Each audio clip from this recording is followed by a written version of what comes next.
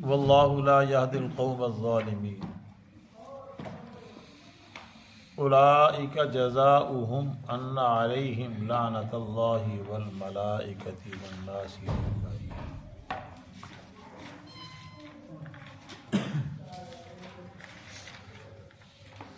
خالدین فیہا لا یخفف عنہم العذاب ولا هم ینظرون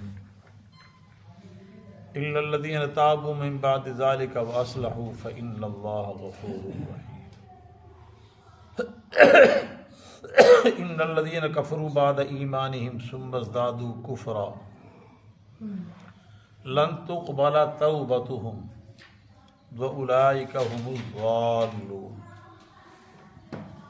ان الذین کفروا وماتوا وهم کفار فلن يقبل من احدهم ملء الارض ذهبا ولا افتدى به اولئک لهم عذاب علیم وما لهم من ناصر۔ سبحانک لا علم لنا الا ما علمتنا انک انت العلیم الحکیم۔ رب اشرح لي صدری ویسر لي امری واحلل عقدۃ من لسانی یفقهوا قولی۔ رب زدنی علما وارزقنی فہما۔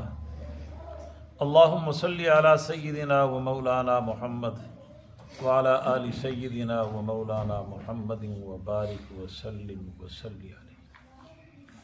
یا رب صلی وسلم دائما ابدا علی حبیبک خیر الخلق کلہم والحبیب الذی ترجى شفاعته لکل حول من الاحوال المقتحم۔ یا صاحب الجمال و یا سید البشر من وجهک المنیر لقد نور القمر لا يمکن الثناء كما كان حقا بعد از خدا بزرگ تو ای قصہ مختصر۔ واحسن منک لم تر قط عین واجمل منک لم تلد النساء خلقت مبرأ من كل عیب کأنک قد خلقت کما تشاء۔ مپندار سعدی کے راہ صفا تواں رفت جز پر پہ اے مصطفیٰ۔ خدایا بحق بنی فاطمہ کہ برقول ایما کنی خاتمہ، اگر دعوتم رد کنی ور قبول منو دست و دامان آل رسول۔ آدمی کا جسم کیا ہے جس پہ شیدا ہے جہاں، ایک مٹی کی عمارت ایک مٹی کا مکان، خون کا گارا لگا اینٹ جس میں ہڈیاں، چند سانسوں پہ کھڑا ہے یہ خیالی آشا۔ موت کی پرزور آندھی جس دم اس سے ٹکرائے گی، ٹوٹ کر یہ عمارت بس خاک میں مل جائے گی۔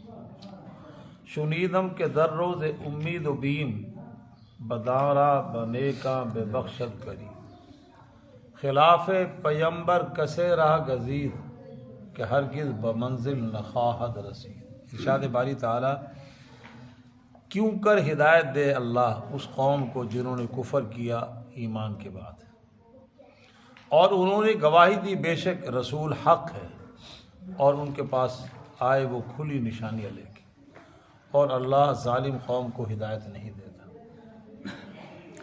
یہی لوگ، ان کی سزا تحقیق ان پر اللہ کی لعنت اور فرشتوں کی اور سارے لوگوں کی، ہمیشہ رہیں گے اس میں، ان سے عذاب ہلکا نہیں ہوگا اور انہیں مہلت بھی نہیں دی جائے گی، مگر وہ لوگ جنہوں نے توبہ کی اس کے بعد واصلحوا اور اپنے آپ کو سنوار لیا،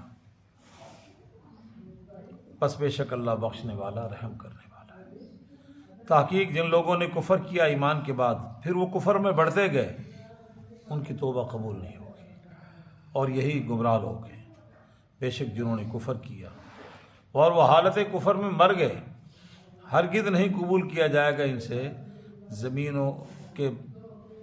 زمین کے برابر سونا، اگر و فدیہ دے اپنی جان چھڑانے کے لیے۔ یہی لوگ، ان کے لیے دردناک عذاب ہے، اور ان کا کوئی ناصر مددگار نہیں ہوگا۔ احباب کی توجہ ہو، گزشتہ آیت میں تھا وَمَن يَبْتَغِ غَيْرَ الْإِسْلَامِ دِينًا، اسلام کے علاوہ اگر دھرتی پہ کوئی لوگ اور دین کو پسند کریں تو وہ قبول نہیں ہوگا۔ دین اسلام کیا ہے؟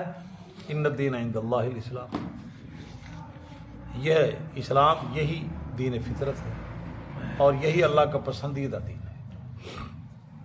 اور دین اسلام میں راہ صاحب غور کر کے دیکھیں تو دو طرح کے احکام ہیں۔ کتنے طرح کے احکام؟ دو طرح۔ شرعی احکام ہے، تکوینی احکام ہے۔ شرعی احکام نماز، روزہ، حج، زکوٰۃ، امانت، دیانت، صداقت، شرافت، دعوت و تبلیغ، جہاد، یہ سارے جتنے یہ شرعی احکامات ہیں۔ اور تکوینی نظام احکام کیا ہیں اللہ کی طرف سے؟ اس میں موت ہے، زندگی ہے، بیماری ہے، صحت ہے، حوادثات ہیں، زلزلے ہیں، طوفان ہیں، بارشیں ہیں، اور یہ ہواؤں کا آنا، یہ سارا وہ طوعاً کرہاً ہم نہ چاہتے بھی اس کو قبول کرنے کے پابند ہیں۔ ہمارا کوئی اختیار نہیں ہے۔ بارش آئے ہم روک لیں گے، سیلاب آئے ہم روک لیں گے، زلزلہ آئے ہم روک لیں گے؟ ہمیں اختیار ہے کہ ہم زلزلے کی کیفیت کو ہم نہیں قبول کرتے، نہ کر آپ ٹھٹے پہ ہوں گے کہتے ہیں۔ اور ایک احکامات ہیں شریعت کے، ان کے ہم اپنے اختیار سے قبول کرنے کے پابند ہیں، اسی پہ جزا اور سزا ہے۔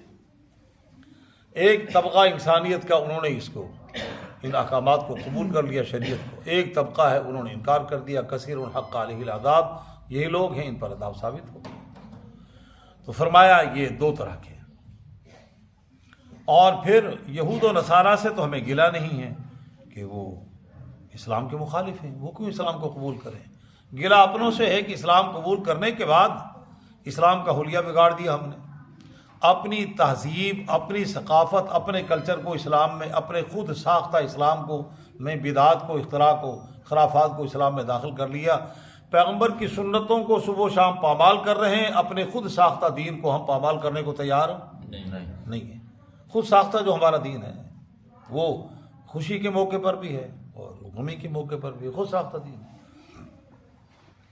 اور تو آج جو ہم نے آیت مبارکہ پڑھی اس میں اللہ جل جلالہ و من والو نے وہ دین اسلام کے علاوہ جو قبول کریں گے اس کا فیصلہ سنا دیا اللہ نے، ہرگز ان سے قبول نہیں کیا جائے۔ اور یہی لوگ اسلام کے بجائے کسی اور دین کو اختیار کرنے والے، اس میں یہودیت ہے، نصرانیت ہے، ہندو مذہب ہے، سکھ ازم ہے، دنیا کے جتنے بھی لادینی پروگرام ہیں وہ سب اس میں شامل ہیں۔ وہ فی الآخرۃ من الخاسرین، یہ لوگ آخرت میں خسارے والے۔ آگے آج ہم نے سب توجہ آپ کی، کیوں کر اللہ ہدایت دے اس قوم کو جنہوں نے کفر کیا ایمان کے بعد۔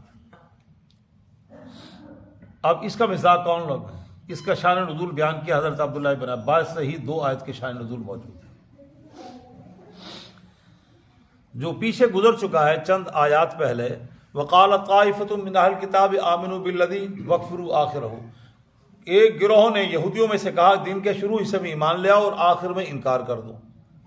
آخر میں اطراف مدینے میں سے 10 یہودیوں نے اسلام قبول کیا، بعد میں مرتد ہو گئے، بعد میں تو فرمایا یہ اس کا مصداق ہے۔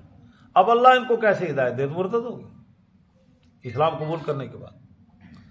اور ایک روایت میں آتا ہے کہ ایک بشیر نامی منافق تھا مدینے میں، وہ منافق مرتد ظاہراً مرتد ہو گیا۔ اور ایک روایت میں اور ایک اور واقعہ آتا ہے کہ ایک شخص تھا ابن بطل، اس نے اسلام قبول کیا، امام الانبیاء نے ان کی ذمہ لگائی کہ ڈیوٹی لگائی کہ فلاں جگہ سے، قصبے سے، علاقے سے صدقات وصول کر کے لیا، اور زکوٰۃ صدقات۔ ایک خادم بھی اس کو دے دیا بطور خدمت کے غلام۔ وہ راستے میں جاتے جاتے ایک جگہ پڑاؤ ڈالا، اسے کہا کھانا بناؤ، کھانا بنانے لگا، تاخیر ہو گیا، اس نے اس کو تاخیر پر سزائے دی، جان سے مار دی، خادم کو جان سے۔ اب قتل عمد کے بعد رائے صاحب قانون اسلام کا حرکت میں آئے گا، یا تو قصاص ہے یا یہ دوسرا دیت ہے۔ اس نے سوچا کہ یا تو مجھے تخت دار پہ لٹکایا جائے گا یا مجھ سے دیت لی جائے گی، اور ورثاء اگر راضی نہ ہوئے دیت پہ تو مجھے قصاص میں مارا جائے گا۔ وہ وہاں سے بھاگا اور بھاگنے کے بعد مکے چلا۔ مکے جانے کے بعد مشرکین مکہ نے ہاتھوں پہ اٹھا لیا، اب وہ مرتد ہو گیا، رقص و سرور کی محفلیں ہیں، عیش و عشرت کی زندگی ہے، شراب کباب یہ سارا شروع ہو گیا۔ تو امام الانبیاء کو جب اطلاع ملی تو آپ نے فرما دیا کہ 4 بندے ایسے ہیں ابن بطل سمیت، یہ جہاں مل جائیں ان کو اڑا دو، ان کے لیے معافی نہیں۔ تو اللہ تعالیٰ فرما رہے کیف یہدی اللہ قوما کفروا بعد ایمانہم، کیوں کر اللہ ہدایت دے لوگوں کو جو ایمان لانے کے بعد پھر انہوں نے کفر اختیار کیا. کفروا بعد ایمان کے بعد، ایمان کے. پھر 8 ہجری میں امام الانبیاء فاتحانہ لشکر لے کے جب مکہ شریف گئے تو یہ اپنی جان کی پناہ حاصل کرنے کے لیے بیت اللہ کے غلاف کے پیچھے چھپ گیا ابن بدر. اللہ کے نبی کو اطلاع دی کہ فرمان نکالو اس کو. مقام ابراہیم اور حجر اسود کے درمیان میں اس کا سر قلم کیا. حالانکہ بیت اللہ وہ جگہ ہے جہاں ہتھیار اٹھانے کی اجازت نہیں. توجہ ہو، ایک اور مسئلہ سمجھانے لگاؤں گا آپ کو. وہاں ہتھیار اٹھانے کی تاریخ مکہ میں اللہ نے ہتھیار اٹھانا منع کر دیا. جو تک کو مارنے کی اجازت، شکار کی رہنمائی کرنے کی بھی اجازت. ایک آدمی خرگوش کا شکار کر رہا ہے، دوسرا کہتا ہے ادھر بھج جائے، اے بھی مجرم جڑا کہنا ادھر گیا، اس کی بھی اجازت. لا تقتلوا الصید وانتم حرم، تم احرام کی حالت میں شکار بھی نہیں کرتے. اب یہاں پہ یہ قتل ہو رہا ہے. ابن بطل کو کہاں پہ قتل کیا؟ عین مکہ میں، مطاف میں. تو اللہ نے فتح مکہ کے موقع پر تھوڑے سے لمحے کے لیے اپنے نبی کو تلوار اٹھانے کی اجازت دی تھی. تھوڑے سے لمحے کے لیے تلوار اٹھانے کی اجازت اس کے تحت کی. اس کے بعد وہ پابندی پھر لگ گئی. ایسا توجہ، پابندی پھر لگ گئی اور وہ قیامت تک کے لیے پابندی. نہ نبی ہے جس کو اطلاع ہے کہ ہتھیار اٹھانے کی اجازت ہے تمہیں. اللہ کے نبی تو چلے گئے، اب اطلاع کسی اور کے پاس نہیں آ سکتی. اب یہاں پہ ایک سوال ہے.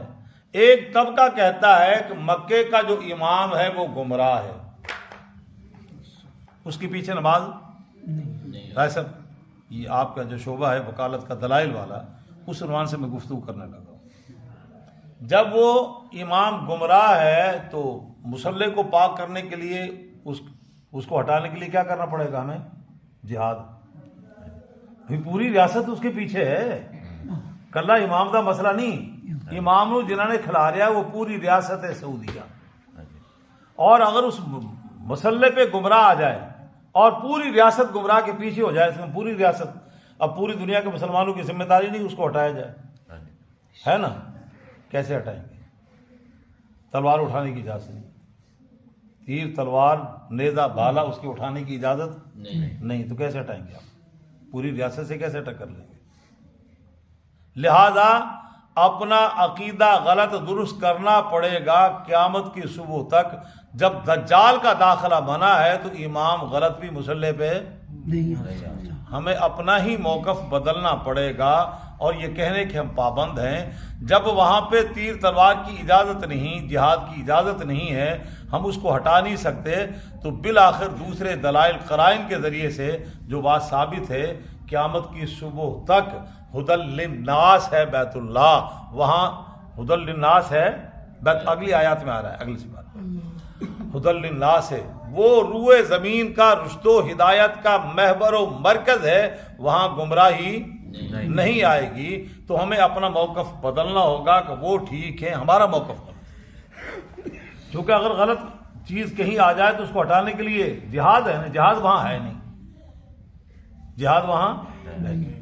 خیر، دوسرا روایات میں تو ابن بطل کو یہاں پہ قتل کیا.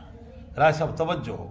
دوسرا مسلم حضرات فرماتے ہیں کہ یہ مشرکین مکہ اور عام کافر اس کے مقابلے میں دنیا بھر کے یہودی کہا کرتے تھے جب آخری پیغمبر آئے گا، وَكَانُوا مِن قَبْلُ يَسْتَفْتِحُونَ عَلَى الَّذِينَ كَفَرُوا، ہم اس کے ساتھ مل کر اس کے جھنڈے کے نیچے آ کے، اس کے صاحبان رحمت کے نیچے آ کے ہم تم پر فتح حاصل کریں گے.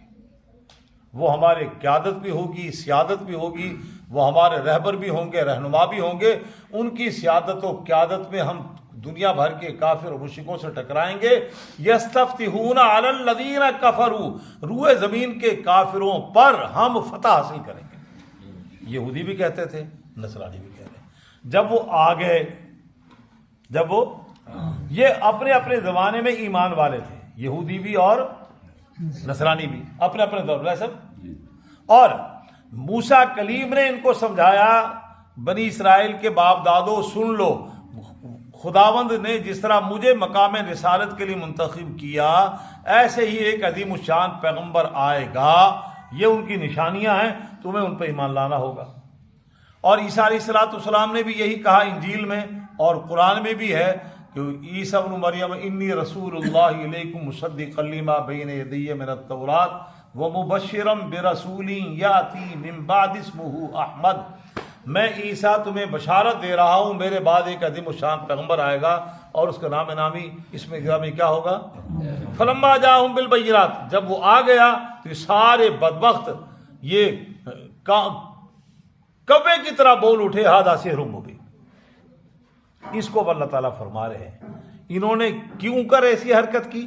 فلما جاءہم رسول، جب یہ ان کے پاس آگے ما عرفوا، انہوں نے پہچان لیا کہ یہی نبی ہے، کفروا، پہچاننے کے بعد انکار کیا۔ اور دوسری آیت میں القرآن یفسر بعضہ بعضا الذین آتیناہم الکتاب یعرفونہ کما یعرفون ابناءہم، یہ اہل کتاب آپ کی نبوت اور رسالت کو اس طرح پہچانتے ہیں جس طرح انسان باپ اپنے بیٹے کو۔ فلعنت اللہ علی الکافرین، ان کے اس کفر پر اللہ کی ان پر لعنت ہو۔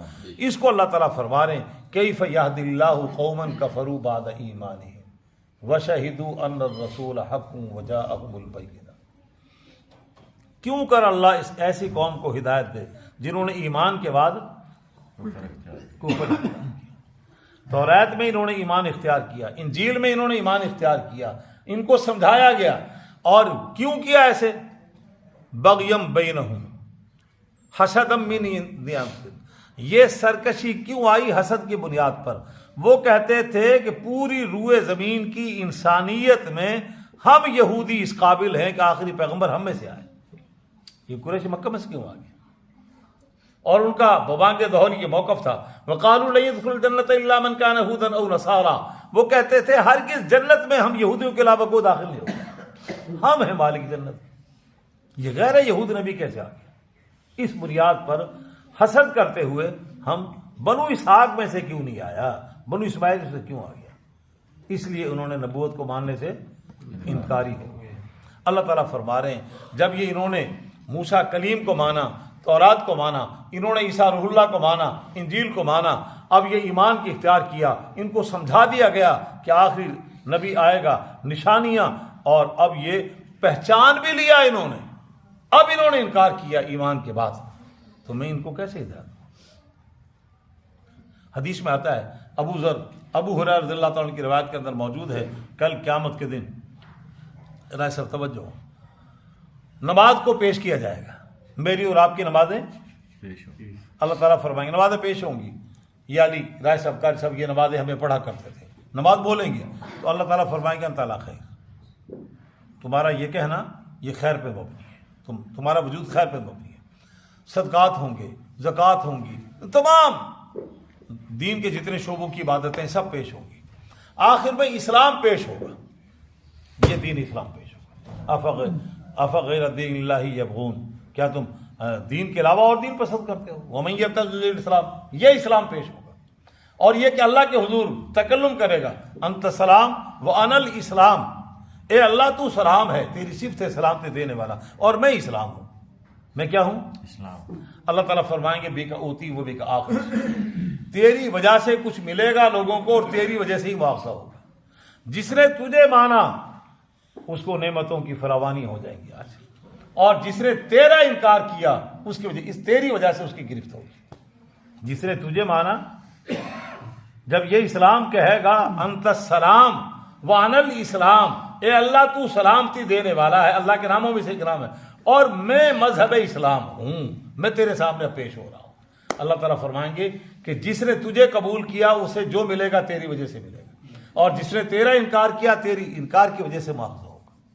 تو یہودیوں نے اس کا انکار کیا، عیسائیوں نے اس کا، مشرکین مکہ نے اس کا، اب روئے زمین کا مذہب، روئے زمین کے کافر اس کا انکار کر رہے۔ اس کو اللہ تعالیٰ فرما رہے کیف یہدی اللہ قوما کفروا بعد ایمانہم، کیوں کر اللہ ہدایت دے اس قوم کو جنہوں نے ایمان کے بعد کفر کیا، اور انہوں نے گواہی دی بے شک رسول حق ہے۔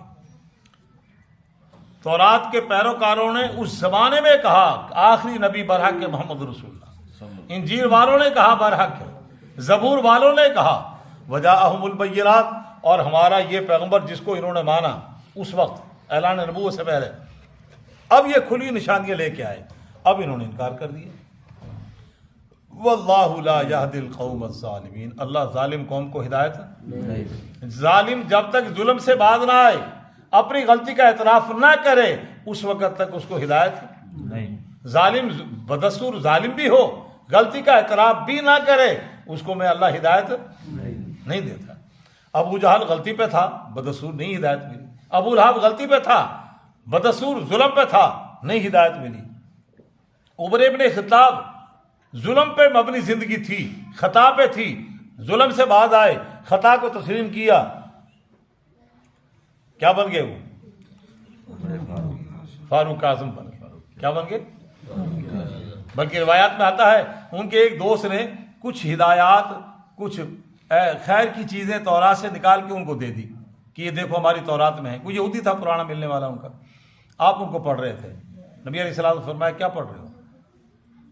فرمایا یہ تورات میں سے کچھ چیزیں میں دیکھ رہا ہوں، کہ جائزہ لے رہا ہوں۔ نبی علیہ السلام کے چہرے پہ غصے کا اثر نمودار ہو گیا۔ صدیق اب فرمانے لگے دیکھ رہے اللہ کے نبی کے چہرے پہ۔ فاروق اعظم رضی اللہ تعالیٰ ہماری طرح آج کے زمانے آج کا جو ہمارا دن ہے، سوری معذرت، یہ انداز نہیں اختیار، یہ بے ادبی کا انداز ہے۔ فاروق اعظم رضی اللہ عنہ سب کیا انداز اختیار کیا؟ فوراً فرمانے لگے رضیت باللہ ربا وبالاسلام دینا وبمحمد نبیہ، رضیت باللہ ربا وبالاسلام دینا وبمحمد نبیہ۔ ان الفاظ کا تکرار کرتے رہے، میں اللہ کے رب ہونے پہ راضی، دین اسلام کو میں نے پسندیدہ مذہب کی شکل میں اختیار کیا، آپ کی نبوت پہ راضی ہوں۔ اللہ کے نبی کا جلال جمال میں بدلا۔ پھر اللہ کے نبی نے ارشاد فرمایا اے عمر، تم قرآن کی اس اسلام کے علاوہ کوئی اور دین اگر کوئی اختیار کرے، حتیٰ کہ موسیٰ کلیم اللہ اگر وہ بھی آ جائیں جس پہ توریت کو اللہ نے نازل فرمایا، میرے ہوتے ہوئے وہ آ جائیں، لما وسعہ الا اتباعی، انہیں بھی تورات چھوڑ کے مجھ محمد کی کتاب پہ عمل کرنا ہوگا۔ سبحان اللہ۔ لو کان موسیٰ حیا لما وسعہ الا اتباعی، اگر آج موسیٰ کلیم بھی آ جائے، چنانچہ اس کے لیے زندہ آسمانوں کو اٹھایا عیسیٰ روح اللہ کو، اور وہ آئیں گے اور پھر وہ کیا کہیں گے؟ لا الہ الا اللہ محمد، خود پڑھیں گے۔ تو فرمایا اولئک کے جزا، یہی لوگ ہیں کہ ان کی سزا کہ ان پر اللہ کی لعنت ہو، ان پر اللہ کی لعنت۔ جمیل صاحب توجہ، لعنت سے کیا مراد ہے؟ جہاں لفظ ہوتا ہے لعنت، اس لیے کسی مسلمان کے لیے جملہ استعمال کرنا گناہ کبیرہ ہے، اور تیرے تو لعنت ہو گئے، گناہ کبیرہ ہے۔ جو ہمارے ہاں آج تک یہ کلام ہے، آج عام جملہ ہے ہمارا، گناہ ہے۔ میں کہوں، آپ کہیں، کوئی بھی کہے، میں کہوں گا میں مجرم ہوں، آپ کہیں کر سکتے تو سیدھا مسئلہ دسنڈ ہے، وہ بھی مسئلہ اپنی جگہ ہے۔ میں اگر جرم کا ارتکاب کر رہا ہوں تو میں مجرم ہے۔ تو یہ لعنت کا مطلب یہ ہوتا ہے کہ اللہ کی رحمت سے دور، اللہ کی رحمت سے دور، یہ ہے لعنت کا مطلب، کہ اللہ دی رحمت نہ تینوں لبے۔ فرمایا والملائکہ، اور فرشتوں کی بھی لعنت ہو، اور سارے لوگوں کی بھی لعنت ہو۔ فرشتہ وہ ہیں جو اللہ کے مطیع اور فرما بردار ہیں، لا یعصون اللہ ما امرہم، اللہ نے ان کا تعارف خود کرایا کہ وہ اور مجھ اللہ کی نافرمانی، اور وہ اتنی بڑی تعداد میں ہیں کہ روئے زمین کا ایک بالش جگہ بھی ایسی نہیں جہاں پہ فرشتے اللہ کی عبادت نہ کر رہے۔ فرمایا خالدین فیہا، اور ان کو جو یہ سزا ملے گی اللہ کی لعنت رحمت سے دوری، یہ 1 مہینہ سال صدی کے لیے نہیں ہوگی، خالدین فیہا، ہمیشہ ہمیشہ نہیں، لا یخفف عنہم العذاب، اور ان پر عذاب ہلکا نہیں، اور انہیں مہلت بھی نہیں ملے۔ ہاں الا الذین تابوا من بعد ذلک، کفر کے بعد، وہ کفر یہودیت کی شکل میں ہے، سکھ ازم کی شکل میں ہے، ہندو ازم کی شکل میں ہے، دہریہ کی شکل میں ہے، اس کے بعد اس نے توبہ کر لی۔ الا الذین تابوا من بعد ذلک، اس ازم کو چھوڑ کر وہ دین اسلام کی طرف آ جائے، وہ اصلح، اور سنوار لے۔ ایک تو یہ ہے۔ دوسرا الا الذین تابوا، جرائم کر کے ہے تو مسلمان، جرائم کی دنیا آباد کر رہا ہے، چور ہے، ڈکیتی ہے، قتل ہے، غارت ہے، لڑائی ہے، غصب ہے، فلاں فلاں فلاں فلاں، جتنے جرائم باز ہیں، الا الذین تابوا واصلحوا، اور اپنے آپ کو سنوار لے۔ رائے صاحب، اصلحوا کا مفہوم یہ ہے اس کے ذمہ جو حقوق اللہ ہیں ان کو ادا کرے، جتنی نمازیں رہ گئی، جتنے روزے رہ گئے، جتنی زکاتیں رہ گئی، حج فرض تھا غفلت کی، ان کو بھی ادا کرے، اصلحوا، ان کو بھی توبہ کا مفہوم یہی ہے کہ جو اس کے ذمے حقوق ہیں ان کو ادا کرے. حقوق اللہ بھی معاف نہیں اور حقوق العباد بھی معاف, لوگوں کا جو لین دین ہے ان کو دے, اور آئندہ نہ کرنے کا عزم ہو, اور اس غلطی پہ ندامت ہو, یہ توبہ. اور اصلہ کے اندر یہی چیز ہے, فَإِنَّ اللَّهَ غَفُورٌ رَحِيمٌ, بس بے شک اللہ بخشنے والا رحم کر. ان الذین کفروا بعد ایمانہم, جنہوں نے ایمان کے بعد کفر کو اختیار کیا, ایمان کے بعد کفر کو, ثم ازدادوا کفرا, پھر کفر میں بڑھتے ہی چلے گئے. اب یہ یہودی ایمان والے تھے, پیغمبر کے بعد پیغمبر کا انکار کر کے, ہمارے پیغمبر کا, ہمارے قرآن کا انکار کر کے کفر کیا انہوں نے. اس سے پہلے تو وہ ایمان والے تھے نا, امام الانبیاء کی اعلان نبوت سے پہلے وہ ایمان والے, عیسائی روئے زمین کے ایمان والے تھے. اب انہوں نے ہمارے نبی کا اور قرآن کا انکار کر کے کیا ہو گیا, کفر. اب کفر میں بڑھتے چلے گئے. اب کفر میں اتنے بڑے کہ عیسائی مشینری حرکت میں آ رہی ہیں اور اسرائیلی ظلم کر رہے ہیں یہودی, اور وہ جو بائیڈن صاحب کندھے سے کندھا ملا کے کہتے ہیں ایسے تھوڑے نال پیسے بھی لاواں گے, اسلحہ بھی دواں گے, بندے بھی دواں گے. کفر میں اتنے بڑھ رہے ہیں. اللہ تعالیٰ فرما رہے ہیں لن تقبل توبتہم, ہرگز ان کی توبہ قبول نہیں ہوگی. ویسے توجہ ہو, یقین آپ کو اشکال ہوگا کہ توبہ کا دروازہ تو قیامت کی صبح تک کھلا, التوبۃ مفتوح, توبہ کا دروازہ تو کھلا ہوا ہے.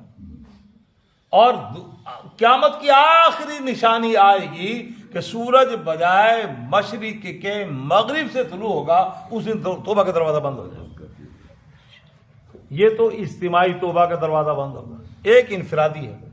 ایک کیا ہے, انفرادی یہ ہے جب نزا کے حالات نمودار ہو جائیں, پردے اٹھ جائیں, فرشتے نظر آنے شروع ہو جائیں, سانس رک جائے, ہاتھ پاؤں لڑکھڑانے لگے, غرغرہ کی حالت طاری ہو جائے, تو اس وقت بھی توبہ کا دروازہ. اسی کیفیت میں فرعون نے کہا تھا کہ میں آمنت برب موسیٰ و ہارون, تو قرآن نے کیا آل آنا وقت آسا ہی تھا, ہوں ہی مان لے آنڈے, ہوں تک نافرمانی کرتا رہا. اس ویلے دا ایمان قبول نہیں. تو حجابات اٹھ جاتے ہیں, پردے اٹھ جاتے ہیں, فرشتے نظر آنے شروع ہو جاتے ہیں. ہمارے قصور کی سرزمین پہ ایک مفتی صاحب تھے, اللہ غنی کی رحمت فرمائے, تو وہ 2-4 دن سے طبیعت خراب تھی ان کی, اور 10-12 سال ہو گئے ان کے وصال کو. وہ نیک سالے آدمی تھے. اللہ ان کی ہی نہیں بلکہ روئے زمین کے جتنے بھی ہمارے باپ دادے ایمان کی حالت میں چلے گئے, سب کی قبروں پہ اللہ رحمت رہا. وہ سردی کا موسم تھا, ایسے چارپائی پہ باہر بیٹھ لٹا دیا ان کو, ادھر بھی چارپائی, ادھر ملنے جلنے والے آ رہے تھے, ادھر بھی چارپائی پہ لوگ بیٹھے ہوئے تھے, ادھر بیٹھے ہوئے تھے. اچانک وہ کہنے لگے وعلیکم السلام, اور ادھر ہٹو آنے دو, ادھر ہٹو. لوگ کہیں کیا یہ کیا معاملہ ہے, وہ بھی راستہ دو, آنے دو. تھوڑی دیر کے بعد روح پرواز کی. جب پرواز کر کے روح تمس میں آیا کہ فرشتوں کو کہہ رہے تھے کہ ان کو آنے بیٹھے. تو یہ اب جب یہ کیفیت ہو جائے تو اس وقت اس کی توبہ قبول نہیں. یہاں تو عام کہہ دیا اللہ نے, ان الذین کفروا بعد ایمانہم ثم ازدادوا کفرا لن تقبل توبتہم. میرا سب اشکال تو ہے نہیں, اس کی توبہ قبول نہیں ہوگی. مفسر حضرات نے اس کا معنی اور مفہوم مطلب یہ بتلایا ہے کہ وہ اپنی بے ایمانی کے راستے پر, ضلالت گمراہی کے راستے پہ چلے گا, توبہ کی طرف آئے گا ہی نہیں. توبہ قبول تو تب ہو جب ادھر آئے, وہ آئے گا ہی نہیں. اسی کیفیت پہ کفر پر, ضلالت پر, گمراہی پر, حالت اطمینان میں وہ زندگی گزارے گا, اور 70-80 سال عہدے گزار کے توبہ بننے آئے گا ہی نہیں. آئے گا تو توبہ قبول ہوئے گی, آئے گا ہی نہیں. ایسا گمراہی اس کے ذہن میں سج جائے گی اور اسی پہ مست ہو جائے گا وہ. تو وہ رائے گا, اور یہی لوگ گمراہ ہیں. ان الذین کفروا وماتوا, اور جنہوں نے کفر کیا, توجہ, وماتوا وہم کفار. آج جمیل ہمیں اپنے ایمان کا اندازہ نہیں کہ ایمان کتنی بڑی نعمت ہے ہمارے پاس. رب کعبہ کی قسم, یہ دیکھیں آیت کو سمجھیں. وہ لوگ جو کافر تھے حالت کفر میں مر گئے, قیامت کے دن اگر سونا سے زمین کو بھر کر دیں بھی تو قبول پہلی بات تو ہوگا ہی نہیں. یہ سمجھانے کے لیے اللہ نے کہا زمین و آسمان کا خلا سونے سے بھر دیں وہ, اور پھر وہ کہیں کہ یا اللہ یہ لے ساڑی جان چھڑ دے, تو قبول نہیں. حدیث میں آتا ہے, سب توجہ ہو, کہ ایک شہید کو اللہ تعالیٰ فرمائیں گے خوش ہیں کمال. اور حدیث میں آتا ہے کہ اللہ جل جلالہ و من والو تمام ایمان والوں کو یہ جس طرح 8 دن کے بعد جمعہ آتا ہے، اس طرح قیامت کے دن اس میں یہ دن اور رات تو نہیں ہوں گی، تخمینے کے اعتبار سے ایک میدان ہوگا، اس کا نام میدان مزید ہوگا، 1,24,000 انبیاء کی وہاں پہ وہ کرسیاں لگیں گی، اور ان کے پیچھے، ہر نبی کے پیچھے اس کی امت ہوگی، اور کرسی اس سٹائل سے ہوں گی کہ پچھلے والا اگلے والے کو دیکھ لے گا، جس طرح اسٹیڈیم میں ہوتی ہے، اور پوری ایمان والوں کا مجمع ہوگا صرف، اور وہاں پہ اللہ جل جلالہ و من والو کہیں گے سلونی ما شئتم، مانگو کیا چاہتے ہو، سلونی، آواز آئے گی اللہ دائمی رضا دے دے، اللہ تعالیٰ فرمائیں گے رضا دیتی تے تھے بلایا نا، نہیں تو وہ جلد نال ہوندے، میں راضیاں تے تھے بلایا نا، بنا رضا تو کو گھر بلانا، یہ نعمت ایڈی وڈی۔ اب وہ کہیں گے، پھر آواز آئے گی سلونی ما شئتم، مانگو کیا چاہتے ہو۔ اب وہ سارے حیران ہوں گے کیا مانگے ہم، پھر لوگ علماء سے رابطہ کریں گے، حدیث میں آتا ہے، اس جہاں میں جن کو ہم حقارت سے دیکھتے ہیں نا علماء کو، پھر وہ کہیں گے علماء سے، علماء مشاورت کے لیے بیٹھ جائیں گے، مشورہ کرتے ہیں اب کیا حل نکالا جائے، کیا مانگا جائے، سارے مشورے کے بعد کہیں گے مانگو اللہ تعالیٰ سے، کیا کہیں گے، یہ مانگو یا اللہ اپنا دیدار کرا دے، یہ علماء تجویز دیں گے، چونکہ اور قرآن میں آتا ہے وجوہ یومئذ ناظرہ، بہت سے چہرے تر و تازہ اپنے رب کا دیدار کر رہے ہوں، ناظرہ، اور بہت سے چہرے کیسے ہوں گے، کلا انہم عن ربہم یومئذ لمحجوبون، بہت سے ایک طبقہ اتنا بدنصیب ہوگا اللہ کے ان کے درمیان میں ہزاروں کی تعداد میں حجابات ہوں گے اور مجھے اللہ کو دیکھ نہیں سکیں گے،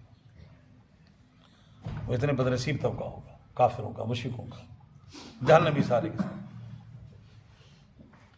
تو یہ یہاں پہ اللہ تعالیٰ شہید سے کہیں گے خوش ہو، کچھ اور چاہتے ہو، وہ شہید کہے گا ہاں جی تمنا ہے، ہم کیا چاہتے ہیں، وہ کہے گا یا اللہ مجھے دوبارہ جنت میں بھیج، تلوار ہاتھ میں ہو، کافروں سے مقابلہ ہو، جو مجھے شہادت میں لذت آئی تھی وہ دوبارہ مل جائے، فرمایا دیں مل نہیں۔ اور یہ شہادت کا اتنی عظیم چیز ہے، بخاری کی روایت کے اندر موجود ہے، نبی علیہ الصلوۃ والسلام نے فرمایا کہ میں اللہ کے راستے میں جہاد کروں اور میں شہید ہو جاؤں، ثم ہو جا ثم اقتل ثم ہو جا ثم اقتل، 3 دفعہ ارشاد فرمایا کہ میں محمد شہید ہو جاؤں، پھر اللہ مجھے زندگی دے، پھر شہید ہو جاؤں، پھر زندگی دے، پھر شہید ہو جاؤں۔ قیامت تک آنے والے مسلمانوں کو سمجھا دیا کہ شہادت سے گھبرانا، ذوق شہادت لینا ہے۔